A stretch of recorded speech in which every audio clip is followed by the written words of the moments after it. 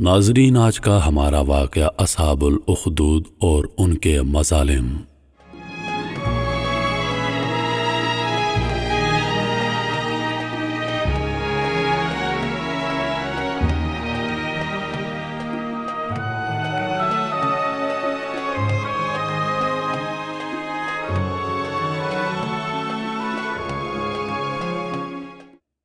اصحاب الاخدود کے بارے میں مفسرین کا اختلاف ہے کہ یہ کون لوگ تھے اور ان کا اصل واقعہ کیا تھا۔ اس اختلاف کے باوجود ہم ایک تفسیر کے حوالے سے ان کا مفصل واقعہ بیان کرنے جا رہے ہیں۔ اس بارے میں حضرت صہیب رضی اللہ عنہ سے روایت ہے کہ اگلی امتوں میں ایک بادشاہ تھا جو خدائی کا دعویٰ کرتا تھا اور ایک جادوگر اس کے دربار کا بہت ہی مقرب تھا۔ ایک دن جادوگر نے بادشاہ سے کہا کہ میں اب بوڑھا ہو چکا ہوں، لہٰذا تم ایک لڑکے کو میرے پاس بھیج دو تاکہ میں اس کو اپنا جادو سکھا دوں۔ چنانچہ بادشاہ نے ایک ہوشیار لڑکے کو جادوگر کے پاس بھیج دیا۔ لڑکا روزانہ جادوگر کے پاس آنے جانے لگا، لیکن راستے میں ایک ایماندار راہب رہتا تھا۔ لڑکا ایک دن اس راہب کے پاس بیٹھا تو اس کی باتیں لڑکے کو بہت پسند آ گئیں۔ چنانچہ لڑکا جادوگر کے پاس آنے جانے میں روزانہ راہب کے پاس بھی بیٹھنے لگا۔ ایک دن لڑکے نے دیکھا کہ ایک بہت بڑا اور مہیب جانور انسانوں کا راستہ روکے ہوئے ہے۔ لڑکے نے یہ منظر دیکھ کر اپنے دل میں کہا کہ آج یہ ظاہر ہو جائے گا کہ جادوگر افضل ہے یا راہب۔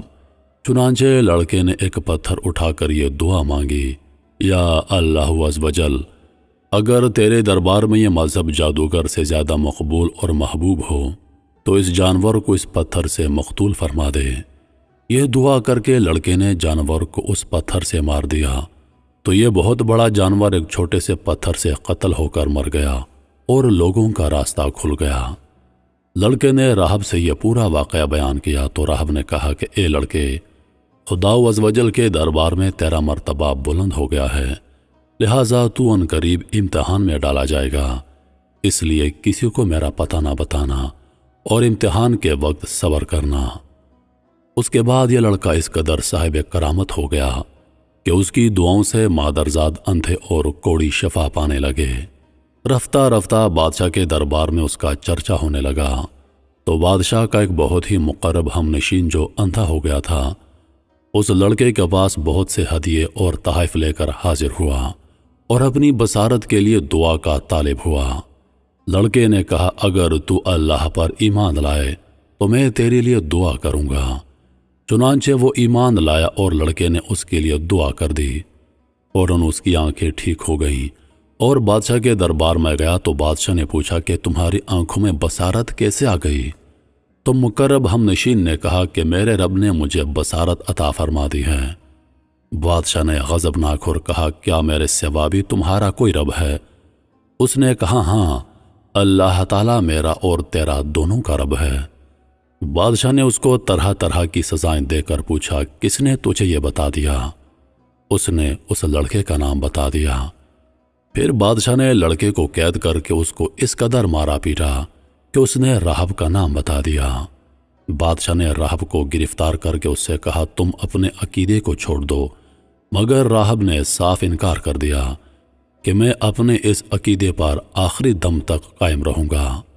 یہ سن کر بادشاہ آگ بگولا ہو گیا اور اس نے راہب کے سر پر آرا چلوا کر اس کے 2 ٹکڑے کر دیے۔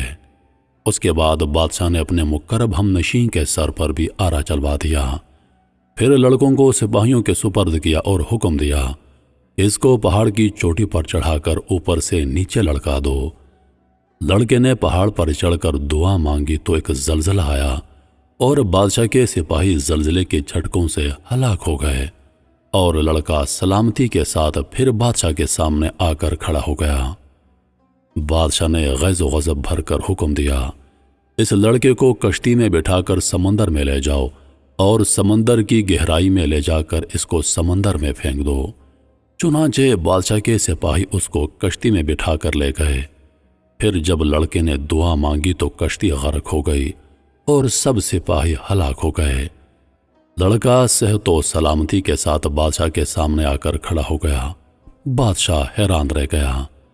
پھر لڑکے نے بادشاہ سے کہا کہ مجھے اللہ کی طرف سے بتایا گیا ہے کہ مجھ کو شہید صرف ایک ہی صورت میں کیا جا سکتا ہے کہ تو مجھ کو سولی پر لٹکا کر اور یہ پڑھ کر مجھے تیر مارو کہ بسم اللہ رب الغلامی۔ چنانچہ اسی ترکیب سے بادشاہ نے اس لڑکے کو تیر مار کر شہید کر دیا۔ لڑکے کا اپنی شہادت کا طریقہ بتانے میں بھی ایک حکمت تھی کہ لوگ اس بات کو جان کر اللہ پر ایمان لے آئیں گے۔ اس کی شہادت کا منظر دیکھ کر ہزاروں کے مجمع نے بلند آواز سے اعلان کرنا شروع کر دیا کہ ہم اس لڑکے کے دین پر ایمان لے آئے۔ بادشاہ غصے میں بوکھلا گیا اور اس نے گڑھا کھدوا کر اس میں آگ جلوائی۔ جب آگ کے شعلے خوب بلند ہونے لگے تو اس نے ایمانداروں کو پکڑوا کر اس آگ میں ڈالنا شروع کر دیا، یہاں تک کہ 77 مومنین کو اس آگ میں جلا ڈالا۔ آخر میں ایک ایمان والی عورت اپنے بچے کو گود میں لے کر آئی، اور جب بادشاہ نے اس کو آگ میں ڈالنے کا ارادہ کیا تو وہ کچھ گھبرا گئی۔ اس کے دودھ پیتے بچے نے کہا، اے میری ماں صبر کر، تو حق پر ہے۔ بچے کی آواز سن کر اس کی ماں کا جذبہ ایمانی بیدار ہو گیا اور وہ مطمئن ہو گئی۔ پھر ظالم بادشاہ نے اس مومنہ کو اس کے بچے کے ساتھ آگ میں پھینک دیا۔ بادشاہ اور اس کے ساتھی خندق کے کنارے مومنین کے آگ میں جلنے کا منظر کرسیوں پر بیٹھ کر دیکھ رہے تھے اور اپنی کامیابی پر خوشی منا رہے تھے اور کہکہے لگا رہے تھے۔ ایک دم قہر الہی نے ظالموں کو اپنی گرفت میں لے لیا۔ وہ اس طرح کے خندق کی آگ کے شعلے اس قدر بھڑک کر بلند ہو گئے کہ بادشاہ اور اس کے ساتھیوں کو آگ نے اپنی لپیٹ میں لے لیا، اور سب کے سب لمحے بھر میں جل کر راکھ کا ڈھیر ہو گئے، اور باقی تمام دوسرے مومنین کو اللہ تعالیٰ نے کافر اور ظالم بادشاہ کے شر سے بچا لیا۔ اس واقعے کو اللہ تعالیٰ نے قرآن مجید میں ان لفظوں کے ساتھ بیان فرمایا ہے، کھائی والوں پر لعنت ہو، وہ اس بھڑکتی آگ والے جب اس کے کناروں پر بیٹھے تھے، اور وہ خود گواہ ہیں جو کچھ مسلمانوں کے ساتھ کر رہے تھے۔ اس واقعے سے یہ ہدایت کا سبق ملتا ہے کہ عموماً خدا کی طرف سے امتحان ہوا کرتا ہے، اور بوقت امتحان مومنوں کا بلاؤں اور مصیبتوں پر صابر اور شاکر رہنا ہی اس امتحان کی کامیابی ہے۔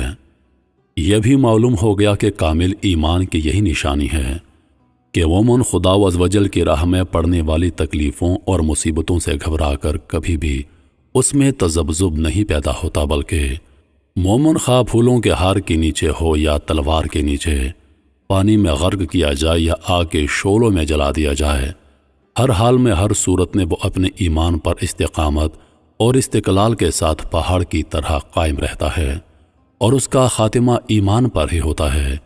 یہ وہ سعادت عظمی ہے کہ جس کو نصیب ہو جائے اس کی خوشی بختیوں کی معراج ہو جاتی ہے، اور وہ خدا عزوجل اور رسول کریم صلی اللہ علیہ وآلہ وسلم کی بارگاہ میں وہ قرب حاصل کر لیتا ہے کہ آسمانوں کے فرشتے اس کے اعلیٰ مراتب کی سربلندیوں کے مداح اور ثنا خواں بن جاتے ہیں۔